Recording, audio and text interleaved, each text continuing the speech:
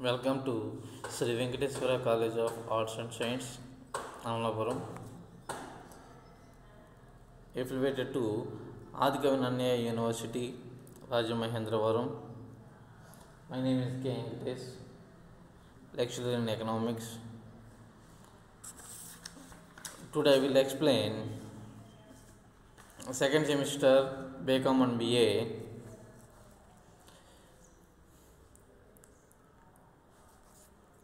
Trade cycle. Already last క్లాస్లో మనం pages of trade cycle చెప్పుకున్నాము. ఇప్పుడు ఆ ట్రేడ్ సైకిల్ గల కారణాలు ఏమిటి, కాజెస్ ఆఫ్ ట్రేడ్ సైకిల్ అంటే వ్యాపార చక్రాలకి గల కారణాలు ఏమిటి అనేది మనం ఇక్కడ డిస్కస్ చేయడం జరుగుతూ ఉంటుంది అన్నమాట. లాస్ట్ క్లాస్లో మనం ఏం చెప్పుకున్నాము, పేజెస్ కోసం చెప్పుకున్నాం. అంటే వ్యాపార చక్రాలు అనేవి ఎన్ని రకాలుగా ఉంటాయి అనే అంశాన్ని మనం ఇక్కడ డిస్కస్ చేయడం జరుగుతూ ఉండింది అన్నమాట. కానీ ఇక్కడికి వచ్చేటప్పటికి ఈ వ్యాపార చక్రాలు ఆర్థిక వ్యవస్థలో ఇందువల్ల సంభవించడం జరుగుతూ ఉంటుంది. ఈ వ్యాపార చక్రాలకు గల కారణాలు ఏమిటి అనే అంశాన్ని మనం ఇక్కడ డిస్కషన్ చేయడం జరుగుతూ ఉంటుంది అన్నమాట. చిన్నగా వ్యాపార చక్రాలు అంటే మనం ఏం చెప్పుకున్నాము, వ్యాపార చక్రాలు అంటే ఏమని చెప్పడం జరిగింది, ఒక ఆర్థిక వ్యవస్థ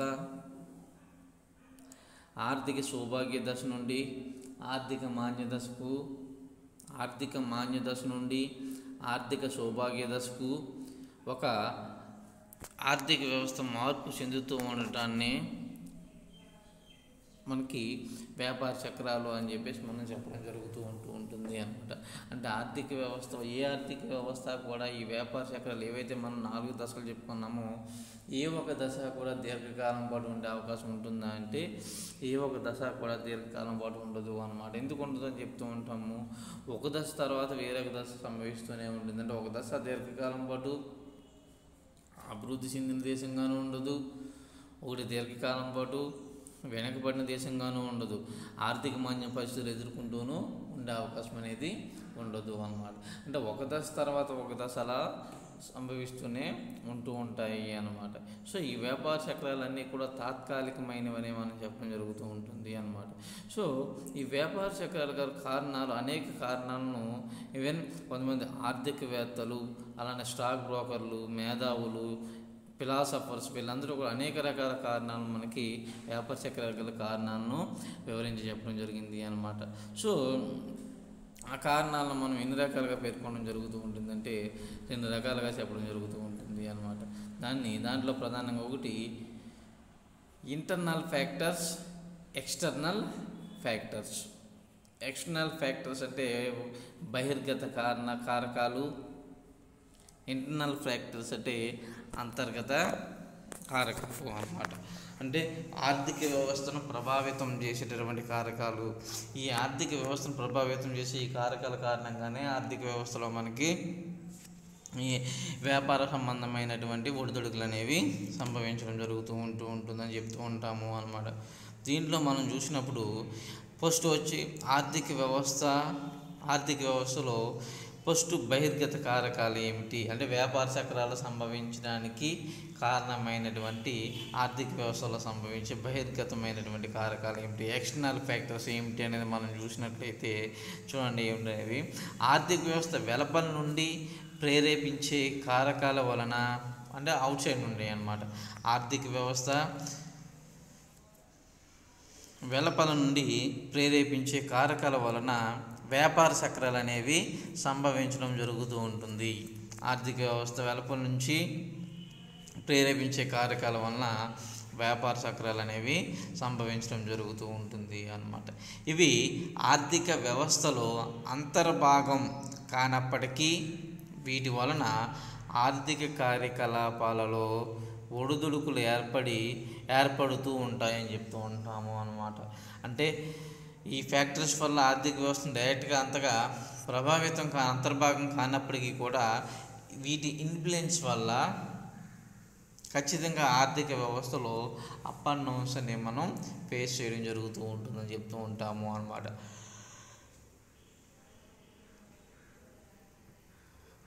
ఇందులో ప్రధానంగా ఏమేమి ఉన్నాయి ఇంటర్నల్ ఫ్యాక్టర్స్ అనేవి మనం చూసినట్లయితే చూడండి. ఫస్ట్ వన్ వచ్చి యుద్ధాలు,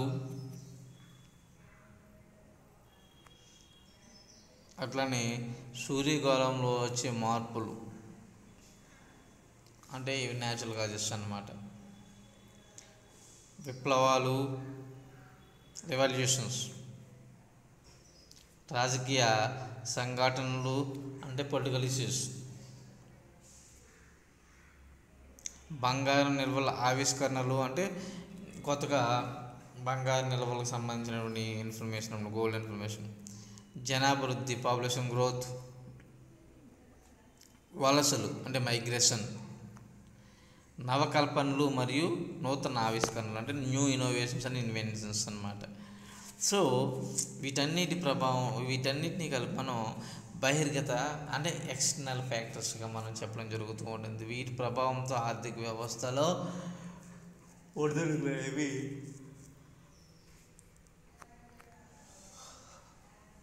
సంభవించడం జరుగుతూ ఉంటుంది అన్నమాట.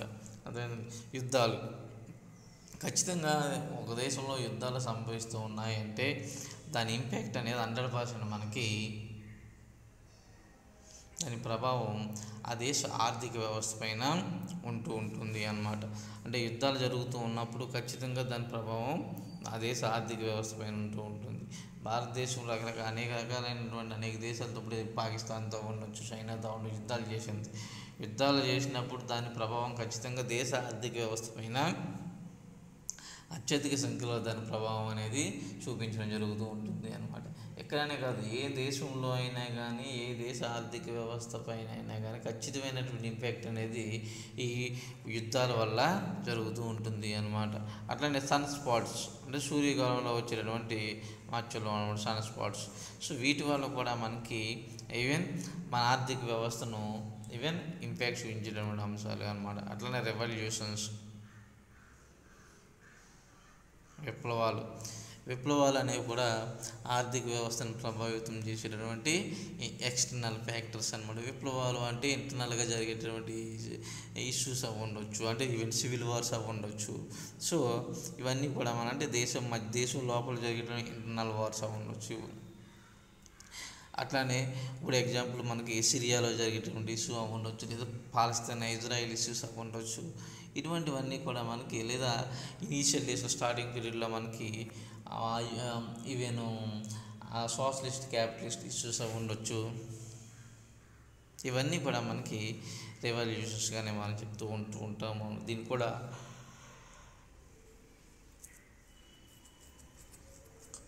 ఇవి కూడా ఆర్థిక వ్యవస్థ పైన ఈవెన్ ప్రభావాన్ని చూపించడం జరుగుతూ ఉంటుంది అన్నమాట. నెక్స్ట్ పొలిటికల్ ఇష్యూస్ అన్నమాట, అంటే రాజకీయపరమైనటువంటి సంఘటనలు అన్నమాట. ఈ పొలిటికల్ ఆస్పెక్ట్స్ అనేవి కూడా ఈవెన్ ఆర్థిక వ్యవస్థను ప్రభావితం చేసేటువంటి అంశంగానే మనం చెప్తూ ఉంటాము అన్నమాట. దానికి ఎగ్జాంపుల్ చూడండి, డిమానిటైజేషన్ చేశారు. ఆ డిమానిటైజేషన్ ఎఫెక్ట్ ఎకనామిక్ సిస్టమ్ మొత్తం ఎంత అతలాకుతలం చేసింది అనేది మనకి క్లియర్గా అర్థం చేసుకోగలుగుతూ ఉంటాము అన్నమాట. సో అట్లనే బంగారు నిల్వలు, ఆర్థిక వ్యవస్థకు సంబంధించి బంగారు నిల్వలు అనేవి కొలమానంగా మనం చెప్తూ ఉంటాము అన్నమాట. సో ఈ వ్యాపార చక్రాలకు సంబంధించి బంగారు నిల్వలు అనేది కూడా ఒక తీవ్రమైన ప్రభావితాన్ని చూపేటటువంటి అంశంగానే మనం చెప్తూ ఉంటాము అన్నమాట. అట్లనే పాపులేషన్ గ్రోత్, జనాభా వృద్ధి అన్నమాట. జనాభా వృద్ధి అనేది కూడా వ్యాపార చక్రాలను ప్రభావితం చేసేటటువంటి అంశంగానే మనం చెప్తూ ఉంటాము అన్నమాట. అట్లనే మైగ్రేషన్స్ అంటే వలసలు అంటే ఎట్లా ఉంటూ ఉంటాయంటే, ఒక ప్రాంతం నుండి వేరే ప్రాంతానికి మనం మైగ్రేట్ అయి వెళ్ళిపోతే దాన్ని వలస అని చెప్తూ ఉంటాం. అంటే ఊరు వెళ్తే కాదు, ఇప్పుడు ఎగ్జాంపుల్ మనకి చుట్టాల ఇంటికి వెళ్తే అది మైగ్రేషన్ అయిపోదు. మైగ్రేషన్ అంటే నువ్వు బెటర్ లివింగ్ కండిషన్స్ కోసం ఉండొచ్చు, లేదా ఈవెన్ ఎంప్లాయ్మెంట్ కోసం ఉండొచ్చు. ఏదో ఒక పర్పస్ మీద ఒక ప్లేస్ నుండి వేరే ప్లేస్కి ఈవెన్ అప్రాక్సిమేట్లీ 6 months అబౌవ్ ఆ పర్టికులర్ ప్లేస్లో మనం మైగ్రేట్ అయ్యి వెళ్ళిపోతూ ఉన్నట్లయితే దాన్ని మైగ్రేషన్ కింద మనం చెప్పాలి అన్నమాట. నువ్వు ఉన్న పుట్టిన ప్రాంతం నుండి వేరే ప్రాంతానికి 6 నెలల కంటే ఎక్కువ నివాసం ఉండేందుకు ఆ ప్రాంతం వెళ్ళినట్లయితే దాన్ని మనం మైగ్రేషన్ అని చెప్తూ ఉంటాము అన్నమాట. సో ఇండియాలో ఈ మైగ్రేషన్, ఇండియాలో అంటే అభివృద్ధి చెందుతున్న దేశాలు, ఇండియా అంటే ఇండియానే కాదు, జనరల్గా మైగ్రేషన్ అనేది మనం ఎక్కువగా చూస్తూ ఉంటాం. ఒక ప్రాంతం నుండి వేరే ప్రాంతానికి జనాలు మైగ్రేట్ అయి వెళ్ళిపోవడం అనేది మనం చూస్తూనే ఉంటాము అన్నమాట. అట్లనే నెక్స్ట్ వచ్చి నవకల్పనలు మరియు ఆవిష్కరణలు. నవకల్పనలు అంటే వీటిని మనం నవకల్పనలు అని చెప్పడం జరుగుతూ ఉంటుంది. అంటే నవకల్పనలు అంటే నూతన ఆవిష్కరణలు అని అర్థము అన్నమాట. అంటే న్యూ ఇన్వెన్షన్స్, న్యూ ఇన్నోవేషన్స్ అని అర్థం. నవకల్పనలు అంటే అర్థం ఏమిటంటే new inventions and new innovations అని అర్థము అన్నమాట. సో ఈ నవకల్పనలు ప్రవేశపెట్టడం వల్ల ఖచ్చితంగా ఆర్థిక వ్యవస్థలో ఖచ్చితమైనటువంటి మార్పులు రావడానికి అవకాశం అనేది ఏర్పడుతూ ఉంటుంది అన్నమాట.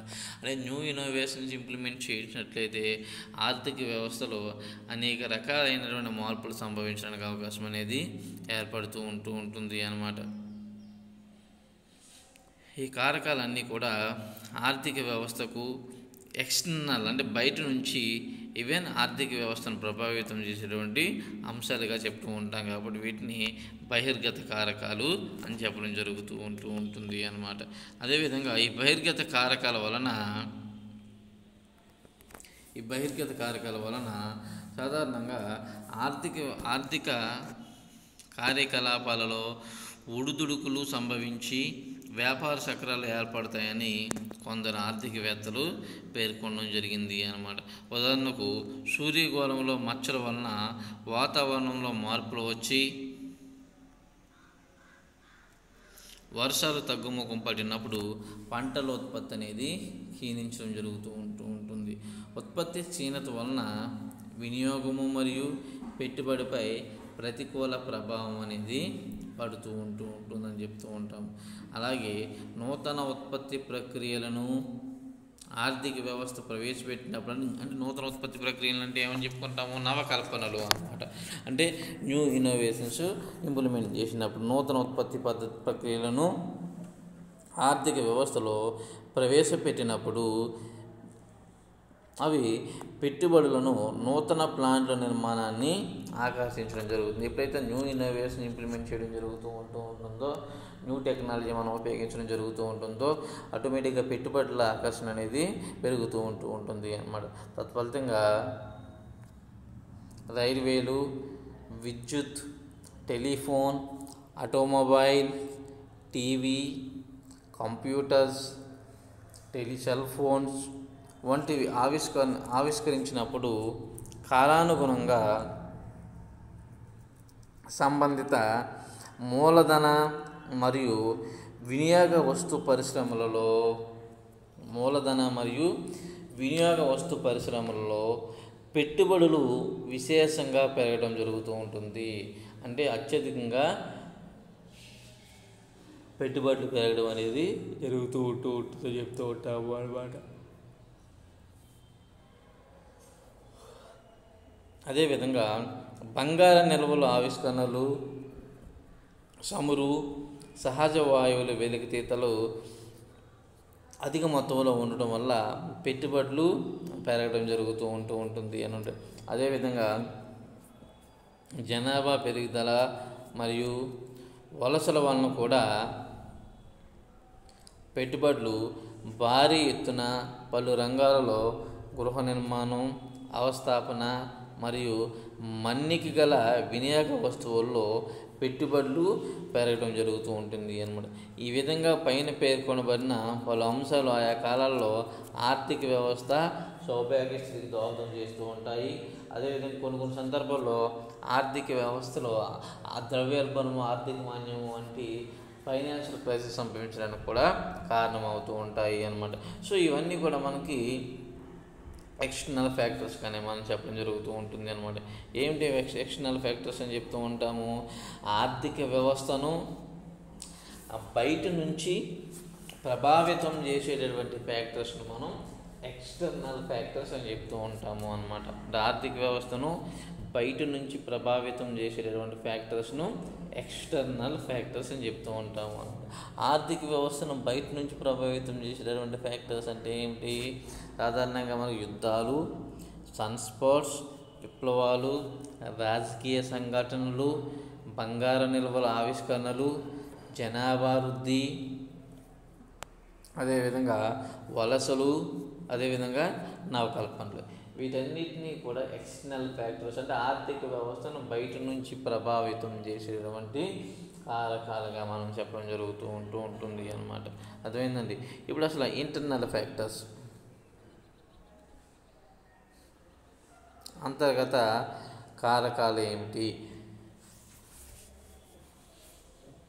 అనేది మనం చూసినట్లయితే అసలు అంతర్గత కారకాలు అంటే ఏమిటి అనేది ఫస్ట్ మనం తెలుసుకోవాలి అన్నమాట. ఆర్థిక వ్యవస్థలో అంతర్గతంగా నెలకొని ఉన్న పరిస్థితులు స్వయంచాలకంగా పనిచేస్తూ,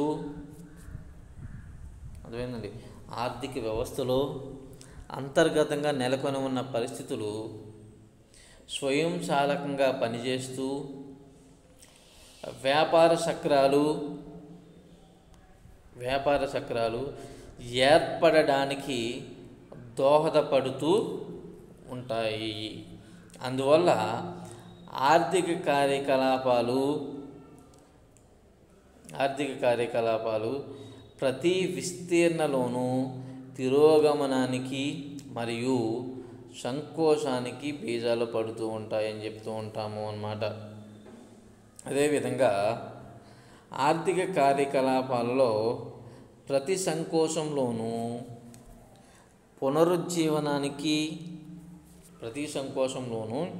పునరుజ్జీవనానికి మరియు విస్తరణకు బీజాలు పడుతూ ఉంటాయని చెప్తూ ఉన్నాం. ప్రతి ఆర్థిక వ్యవస్థలో ప్రతి సంకోచంలోనూ కూడా పునరుజ్జీవనానికి మరియు విస్తరణకు కూడా బీజాలు పడుతూ ఉంటాయని చెప్తూ ఉంటాము అన్నమాట.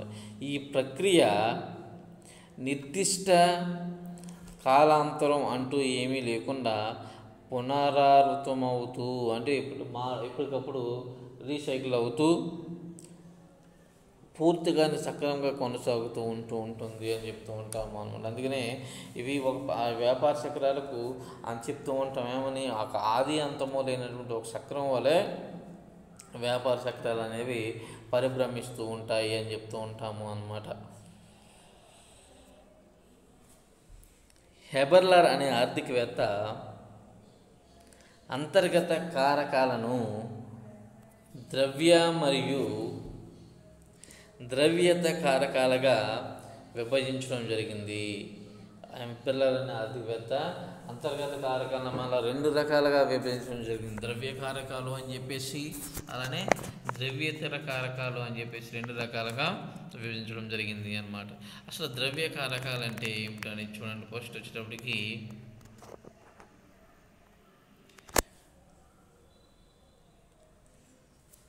బ్యాంక్ పరపతి,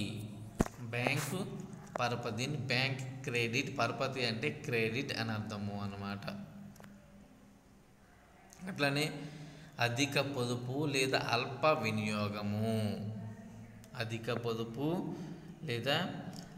వినియోగము, నెక్స్ట్ 3 అధిక పెట్టుబడి,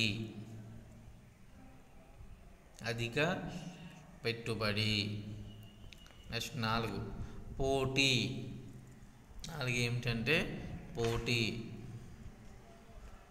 5 మానసిక కారణాలు, 6 ఉపాంత మూలధన సామర్థ్యము.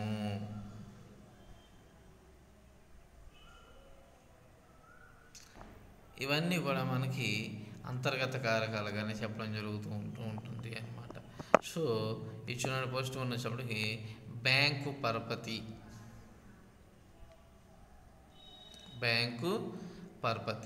అసలు బ్యాంకు పరపతి అంటే ఏమిటి అనేది మనం ఇక్కడ తెలుసుకోవాలి అన్నమాట.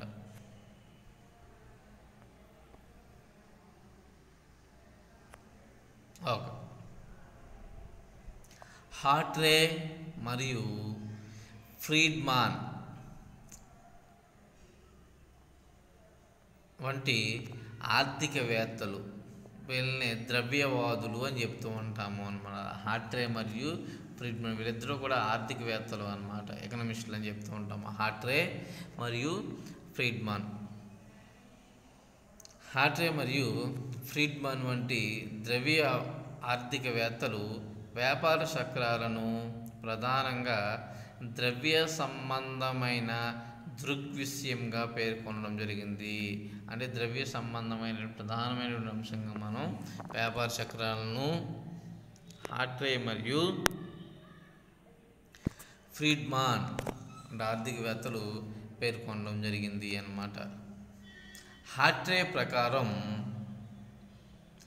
బ్యాంకు పరపతిలో వచ్చే హెచ్చుతగ్గులు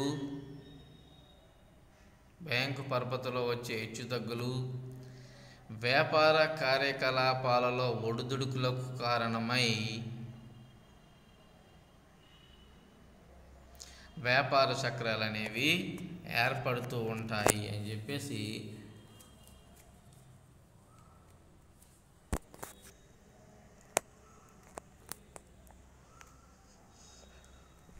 హార్ట్రే చెప్పడం జరిగింది అన్నమాట. అర్థమైందండి. హార్ట్రే ప్రకారం బ్యాంకు పరపతిలో వచ్చే హెచ్చుతగ్గులు వ్యాపార కార్యకలాపాలలో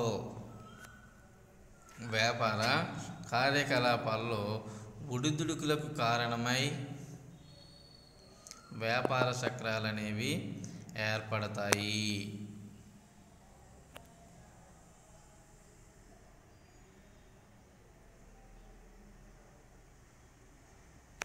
సో ఈ పరిస్థితుల్లో వ్యాపారస్తులు మరియు ఉత్పత్తిదారులు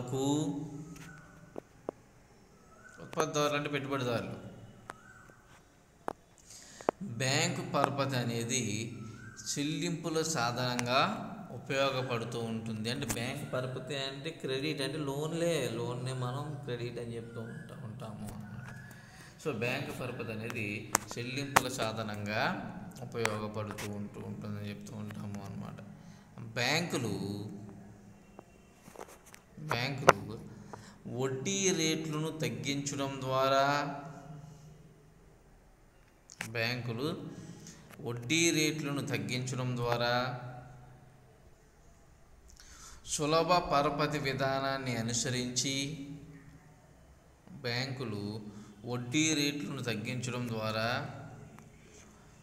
సులభ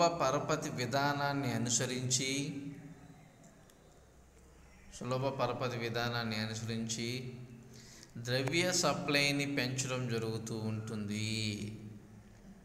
సులభ పరపతి విధానాన్ని అనుసరించి ద్రవ్య సప్లైను పెంచడం జరుగుతూ ఉంటుంది అని చెప్తూ ఉంటాము అన్నమాట. అలాగే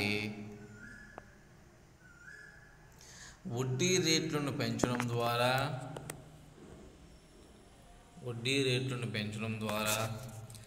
ద్రవ్య సప్లైని తగ్గించడం జరుగుతూ ఉంటుంది. అంటే ఇక్కడ చూడండి, బ్యాంకులు వడ్డీ రేటును తగ్గించడం ద్వారా సులభ పరపతి విధానాన్ని అనుసరించి ద్రవ్య సప్లైని పెంచుతూ ఉంటాయి. అదేవిధంగా వడ్డీ రేట్లను పెంచడం ద్వారా ద్రవ్య సప్లైని తగ్గించడం జరుగుతూ ఉంటుందని చెప్తూ ఉంటాము అన్నమాట. ద్రవ్య సప్లైలో పెరుగుదల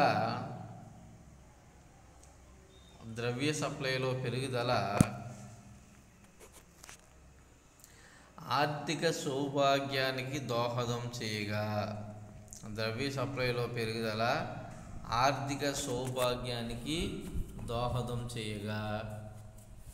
ద్రవ్య సప్లైలో తగ్గుదల ఆర్థిక మాంద్యానికి దోహదపడుతూ ఉంటుంది. అర్థమైందండి. ద్రవ్య సప్లైలో పెరుగుదల ఆర్థిక సౌభాగ్యానికి దోహదం చేయగా ద్రవ్య సప్లైలో తగ్గుదల ఆర్థిక మాంద్యానికి దోహదపడుతూ ఉంటుంది. ఈ విధంగా బ్యాంకులు తమ బ్యాంకు పరపతి ద్వారా ద్రవ్య సప్లైలో మార్పులు ప్రవేశపెట్టి వ్యాపార చక్రాలకు కారణమవుతూ ఉంటాయి అని చెప్పేసి ఆర్థికవేత్తల యొక్క అభిప్రాయము.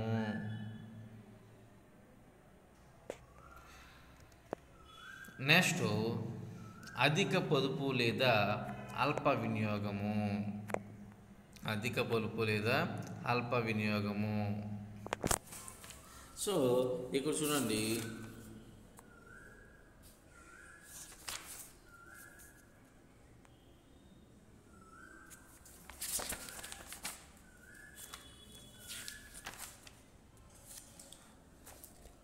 హబ్సన్ ఫాస్టర్, ఒకసారి కనిపించలేదు, ఒకసారి అంటే హబ్సన్ అనే ఆర్థికవేత్త, ఫాస్టర్ అనే ఆర్థికవేత్త, మరియు డగ్లస్ అనే ఆర్థికవేత్త. అంటే హబ్సన్, ఫాస్టర్ మరియు డగ్లస్ వంటి ఆర్థికవేత్తలు వ్యాపార చక్రాలు అధిక పొదుపు లేదా అల్ప వినియోగం కారణంగా ఏర్పడతాయని చెప్పేసి వివరించడం జరిగింది అన్నమాట. అర్థమైందండి. హబ్సన్, ఫాస్టర్ మరియు డగ్లస్ వంటి ఆర్థికవేత్తలు వ్యాపార చక్రాలు అధిక పొదుపు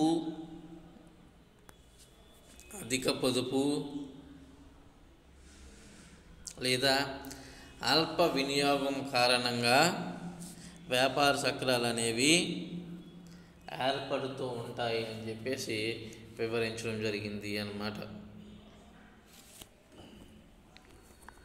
ఇక్కడ చూడండి, వారి ప్రకారం ఆదాయము మరియు సంపద పంపిణీలో ఉండే అసమానతలు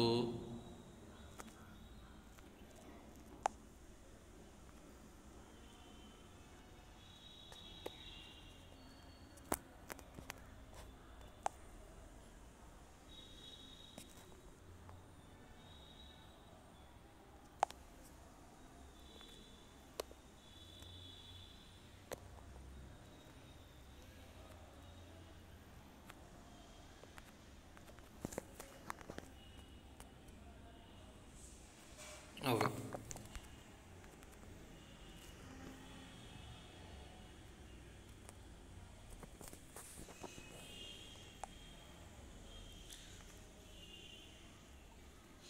ఆదాయము, సంపద పంపిణీలో ఉండే అసమానతలు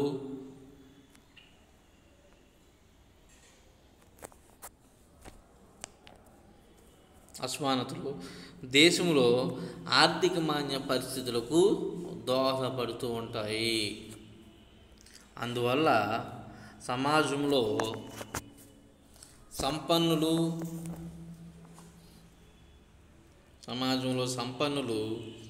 తమ ఆదాయంలో అధిక మొత్తంలో పొదుపు చేస్తూ ఆ పొదుపును వినియోగ వస్తు పరిశ్రమల ఉత్పత్తికై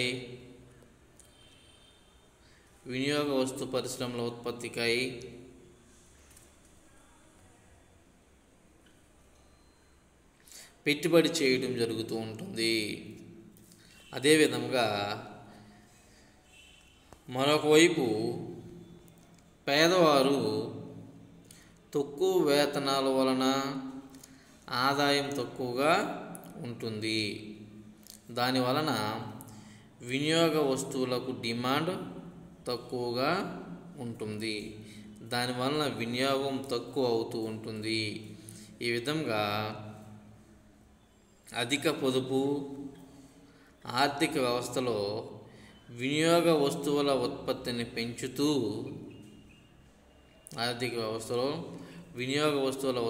పెంచుతూ సౌభాగ్య పరిస్థితులకు దోహదపడుతూ ఉండగా,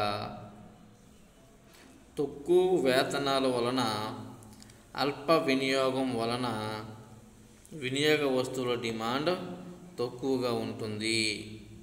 ఇటువంటి పరిస్థితుల్లో ప్రస్తుత ధరల్లో వస్తు నిల్వలు పెరిగిపోతూ ఉంటూ ఉంటాయి అన్నమాట.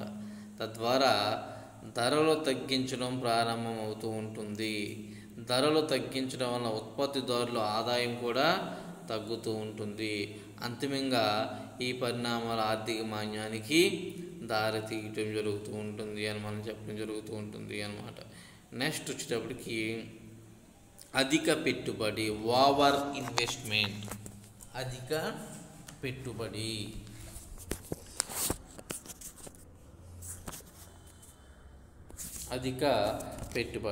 ఇక్కడ చూడండి. అధిక పెట్టుబడి హయక్, స్పేదాస్, కస్సెల్ మరియు రాబర్ట్సన్ వంటి ఆర్థికవేత్తలు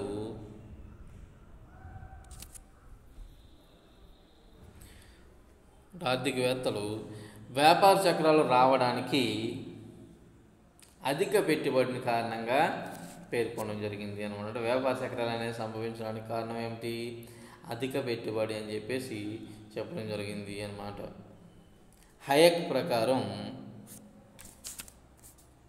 హయక్ అనే ఆర్థికవేత్త ప్రకారం వినియోగ వస్తు పరిశ్రమలతో పోలిస్తే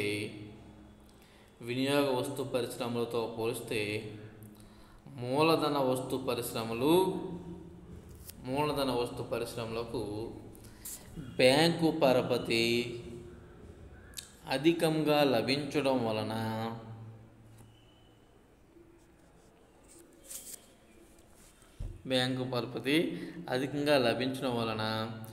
పరిశ్రమలలో అధిక పెట్టుబడులు జరిగి చివరకు అది ఆర్థిక మాంద్యానికి దోహదపడుతూ ఉంటుంది. ఎప్పుడైతే ద్రవ్య సప్లైలో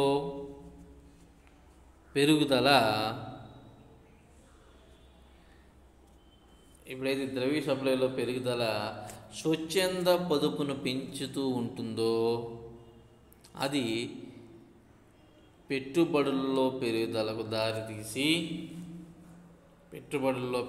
దారితీసి ఆర్థిక విజృంభణకు దోహదపడుతూ ఉంటుంది.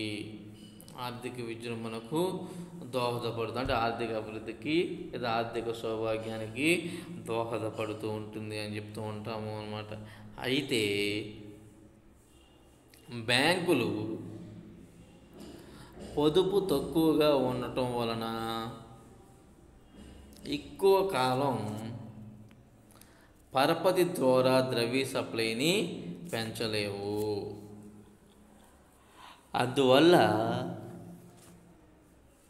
అంటే ఏమి లేదు, ఇక్కడ బ్యాంకులు పరపతిని పెంచాలి అంటే ద్రవ్యంలో ప్రజల యొక్క పొదుపు ఎక్కువగా ఉండాలి. ప్రజల పొదుపు పెరిగినప్పుడే సేవింగ్స్ ఎప్పుడైతే పెరుగుతూ ఉంటాయో, సేవింగ్స్ పెరిగినప్పుడే అక్కడ మనకి పరపతి అనేది క్రియేట్ చేయడానికి అవకాశం ఉంటుంది బ్యాంకులు అనేవి అనమాట. సేవింగ్స్ లేకుండా పరపతి క్రియేట్ చేసే పాసిబిలిటీ బ్యాంకులకు ఉండదు అనమాట. సో అందుకని చెప్పేసి పొదుపు తగ్గుతూ ఉంటుంది కాబట్టి ఇక్కడ బ్యాంకులు పరపతిని పెంచే అవకాశం అనేది ఉండదు అన్నమాట. సో ఎప్పుడైతే పరపతి అనేది బ్యాంకుల దగ్గర పొదుపు తక్కువగా ఉంటుందో పరపతి అనేది పెంచలేవు కాబట్టి బ్యాంకు పరపతి అనేది తగ్గిపోతూ ఉంటుంది. అంటే బ్యాంకులు అప్పు ఇచ్చే సామర్థ్యం అనేది తగ్గిపోతూ ఉంటుంది అన్నమాట. దాని కారణంగా ఉత్పత్తి తగ్గి ఆర్థిక మాంద్యానికి దారి తీయటం జరుగుతూ ఉంటుంది అన్నమాట. అర్థమైందండి? సో ఉత్పత్తి తగ్గి ఆర్థిక మాంద్యానికి దారి తీయడం జరుగుతూ ఉంటుంది. సో అదేవిధంగా బ్యాంకు పరపతి కూడా తగ్గిపోవడం జరుగుతూ ఉంటుంది అన్నమాట. దాని కారణంగా ఆర్థిక మాంద్యము సంభవిస్తూ ఉంటుంది అన్నమాట.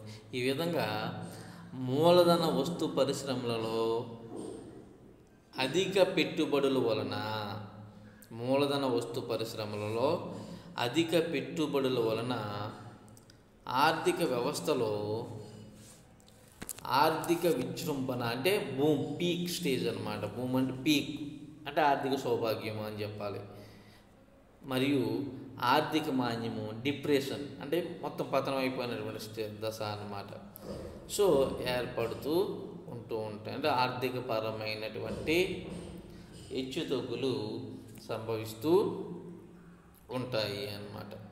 సో నెక్స్ట్ వచ్చేటప్పటికి పోటీ, కాంపిటీషన్. నాలుగోది ఏమిటంటే పోటీ అంటే కాంపిటీషన్ అన్నమాట అక్కడ. సో షాఫ్మాన్ అనే ఆర్థికవేత్త ప్రకారం ఆర్థిక వ్యవస్థలో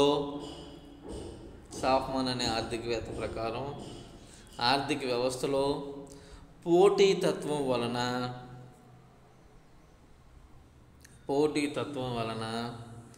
అధిక ఉత్పత్తి జరిగి అది అంతిమంగా సంక్షోభానికి దారితీసి వ్యాపార చక్రాలు ఏర్పడడానికి కారణమవుతూ ఉంటుంది అని చెప్పేసి షాఫ్మాన్ అనే ఆర్థికవేత్త యొక్క అభిప్రాయము అన్నమాట. అర్థమైందండి. షాఫ్మాన్ ప్రకారం ఏం చెప్పాడు?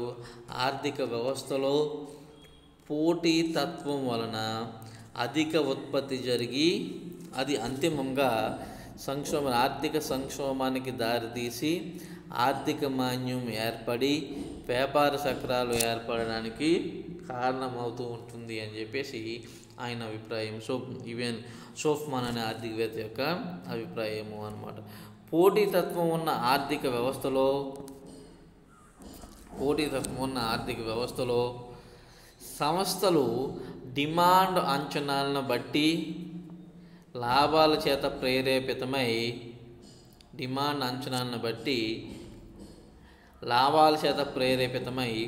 ఉత్పత్తిని పెంచడం జరుగుతూ ఉంటుంది.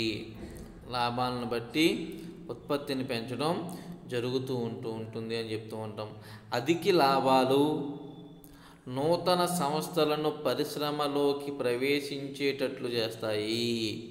అధిక లాభాలు అనేవి నూతన సంస్థలను పరిశ్రమలోకి ప్రవేశించేటట్లు చేస్తూ ఉంటాయని చెప్తూ ఉంటాం అన్నమాట.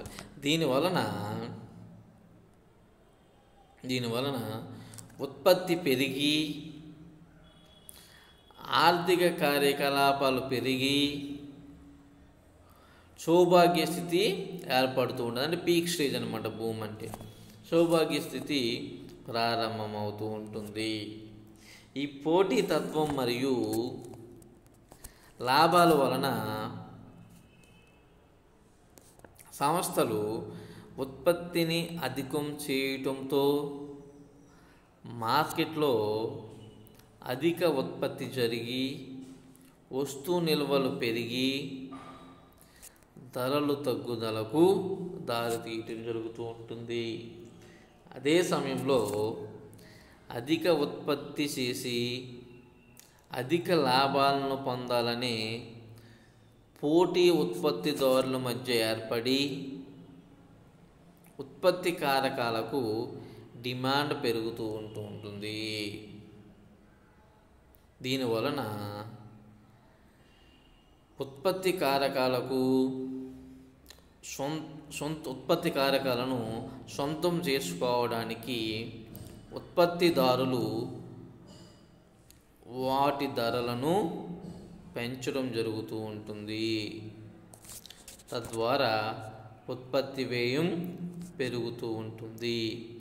ఒకవైపు వస్తు నిల్వలు పెరిగి ధరలు తగ్గటము, మరొక వైపు ఉత్పత్తి వ్యయం పెరగటము ఏకకాలంలో సంభవించడం వలన లాభాలు తగ్గి ఆర్థిక మాన్యానికి దారితీయటం జరుగుతూ ఉంటుంది.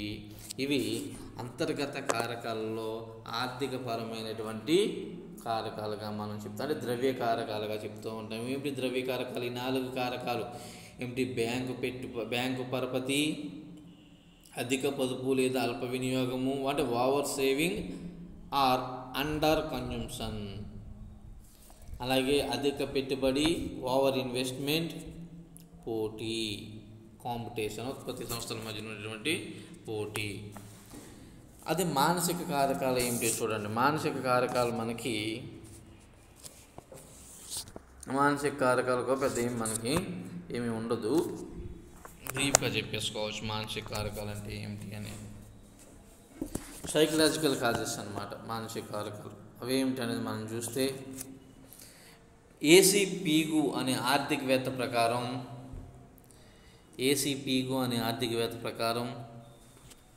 పారిశ్రామిక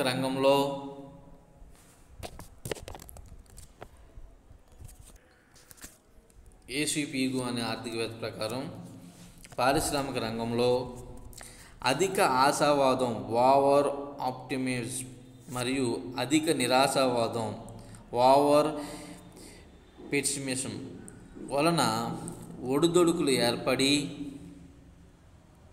మార్పులకు దోహదపడుతూ ఉంటాయి. ఆర్థిక వ్యవస్థలో సాధారణంగా వస్తూ ఉండే మార్పులకు వ్యాపార వర్గాల వల్ల వారు అతిగా స్పందించడం వలన ఆర్థిక కార్యకలాపాలలో సక్రియ ఒడిదొడుకులు ఏర్పడుతుంటాయని అతను పేర్కొనడం జరిగింది. ఆశ నిరాశలతో కూడుకుని ఉన్న వ్యాపారస్తులు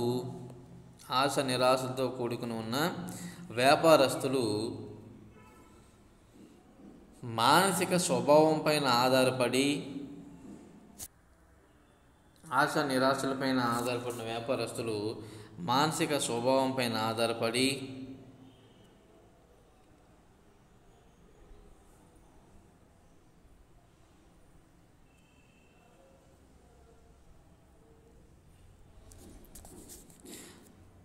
అధిక ఉత్పత్తి లేదా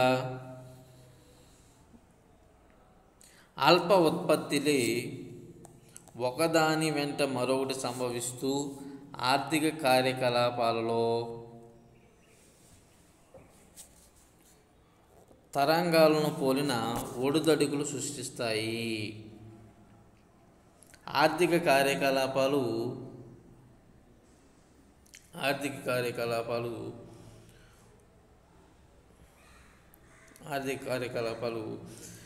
ఊపందుకుని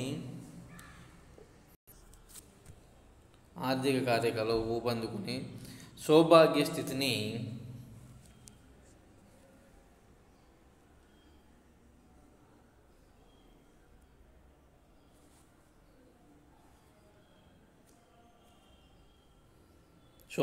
చేరినప్పుడు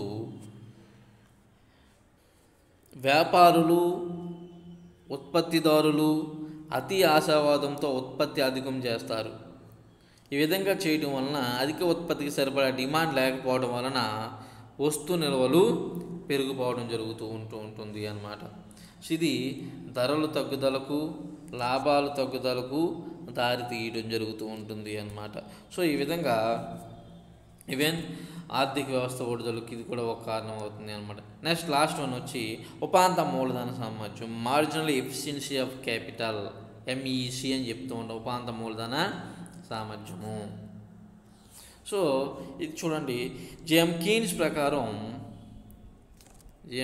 ప్రకారం పెట్టుబడిలో వచ్చే హెచ్చుతగ్గుల వలన ప్రాథమికంగా వ్యాపార చక్రం ఏర్పడడానికి దోహదపడుతుంది. ఉపాంత మూలధన సామర్థ్యంలో వచ్చే మార్పుల వలన పెట్టుబడులు మార్పు వస్తాయని పేర్కొనడం జరుగుతూ ఉంటుంది అన్నమాట. సో ఇవి జనరల్గా మనకి వ్యాపార చక్రాలను ప్రభావితం చేసేటటువంటి అంతర్గత బహిర్గత కారకాల కోసం మనం వివరించి చెప్పుకోవడం జరుగుతూ ఉండింది అన్నమాట. సో అర్థమైందండి. ఇక్కడ మనకి అంటే అంతర్గత బహిర్గత అంశాలు ఒకదానికొకటి ప్రభావితం చేసుకుంటూ వ్యాపార చక్రాలు ఏర్పడడానికి దోహదపడుతూ ఉంటాయి అని చెప్పేసి శామిల్సన్ వంటి ఆర్థికవేత్తలు మనకి వివరించడం జరిగింది అన్నమాట. బహిర్గత అంశాల్లో వచ్చిన మార్పుల వలన ఆర్థిక వ్యవస్థలో ఒడిదుడుకులు ఏర్పడి తదనుగుణంగా అంతర్గత అంశాల్లో మార్పులు వచ్చి వ్యాపార చక్రాలు ఏర్పడతాయి. అలాగే కొన్ని సందర్భాలలో అంతర్గత అంశాల్లో వచ్చే మార్పులు బహిర్గత అంశాలను కూడా ప్రభావితం చేసి ఒడిదుడుకులకు తీవ్ర స్థాయికి తీసుకుని వెళ్ళి వ్యాపార చక్రాలకు దోహద చేస్తూ ఉంటాయి. సో ఇదే విధంగా కొన్ని సందర్భాల్లో నిరుద్యోగము, పేదరికము, ఆదాయ అసమానతలు అధికంగా ఉంటే అది సమాజంలో అశాంతికి దారితీసి ప్రభుత్వానికి వ్యతిరేకంగా ఉద్యమాలకు దారితీస్తూ ఉంటుంది. ఇటువంటి సందర్భాల్లో విప్లవాలు సంభవిస్తూ ఉంటాయి. తత్ఫలితంగా ఆర్థిక వ్యవస్థలో ఈవెన్ ఆర్థికపరమైనటువంటి ఒడిదొడుకులు సంభవించడానికి అవకాశం అనేది ఏర్పడుతూ ఉంటుంది అనమాట. నెక్స్ట్ క్లాస్ వచ్చేటప్పటికి వ్యాపార చక్రాలను నియంత్రణ చేయడానికి ఏ రకమైన చర్యలు తీసుకోవాలి, అంటే వ్యాపార చక్రాలను మనం కంట్రోల్ చేయడానికి ఎట్లాంటి చర్యలు తీసుకోవాలనేది మనకి నెక్స్ట్ క్లాస్లో డిస్కస్ చేసుకోవచ్చు. ఇప్పుడు ఈ టాపిక్ సంబంధించిన అయిపోయినాయి. ఏమిటి వ్యాపార చక్రాలు అంటే ఏమిటి డెఫినేషన్ చెప్పుకున్నాము, అలానే వ్యాపార చక్రాలకు సంబంధించినటువంటి ఫేజెస్ చెప్పుకున్నాము. ఇక్కడ వ్యాపార చక్రాలకు గల కారణాలు ఏమిటి అనేది ఇప్పుడు చెప్పుకున్నాము. నెక్స్ట్ వచ్చి వ్యాపార చక్రాలను ఏ విధంగా మనం కంట్రోల్ చేయాలి, వ్యాపార చక్రాలను నియంత్రణ చేయడానికి మనం తీసుకోవాల్సినటువంటి చర్యలు ఏమిటి అనేది మనకి ఇక్కడ నేర్చుకోవడం జరుగుతూ ఉంటుంది అన్నమాట. సో నెక్స్ట్ వచ్చేటప్పటికి వ్యాపార చక్రాల నివారణ చర్యలు ఏమిటి అనేది మనం నేర్చుకోవచ్చు. అర్థమైంది కదండి. ఇవి మనకి వ్యాపార చక్రాలకు గల కారణాలు ఏమిటి అనేది అన్నమాట. Okay, thank you.